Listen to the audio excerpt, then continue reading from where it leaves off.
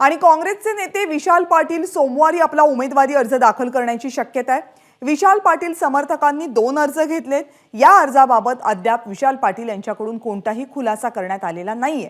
पण सांगली लोकसभेची जागा महाविकास आघाडीतून ठाकरे गटाला देण्यात आली आहे आणि ठाकरे गटाकडून चंद्रहार पाटील यांना इथे उमेदवारी देण्यात आली आहे। त्यामुळे सांगली लोकसभेसाठी इच्छुक असलेले काँग्रेसचे विशाल पाटील आणि त्यांचे समर्थक यांच्यामध्ये नाराजीचा सूर अजूनही कायम आहे।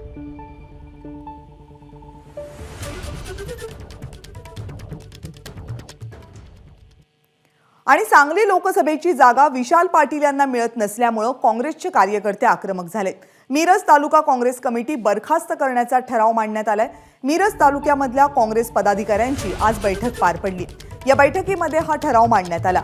दुसरीकडे सांगलीमधल्या काँग्रेस भवनच्या इमारतीवरील काँग्रेस या शब्दाला रंग लावत काँग्रेस शब्द कार्यकर्त्यांनी पुसून टाकला।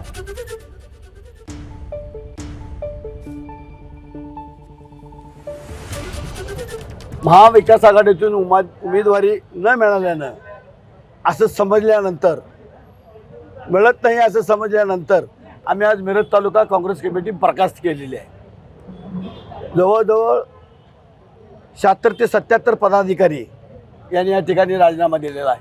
सर्व पदाधिकाऱ्यांनी आपण काँग्रेस सोडायचं आहे आणि आपण काँग्रेस नेस्तनाबूत करायचं हे मीटिंगमध्ये ठरलं। कोणत्याही प्रकारची काँग्रेस आमच्या तालुक्यात शिल्लक राहिलेली नाही आणि ज्या वसंतदादांनी काँग्रेसची निर्मिती केली त्यांच्या नातवाला तिकिटासाठी आटापिटा करावा लागला आणि एका अज्ञात शक्तीनं या ठिकाणी विशालदादांचं तिकीट कसं कापता येईल यासाठी अतोनात प्रयत्न केला। म्हणून आम्ही जिल्ह्यातल्या काँग्रेस कमिटीचा काँग्रेस हे पुसून टाकलेलं आहे आणि यापुढे जिल्ह्यात कुठलीही काँग्रेस शिल्लक राहणार नाही एवढंच मी या ठिकाणी सांगतो। एबीपी माझा, उघडा डोळे बघा नीट।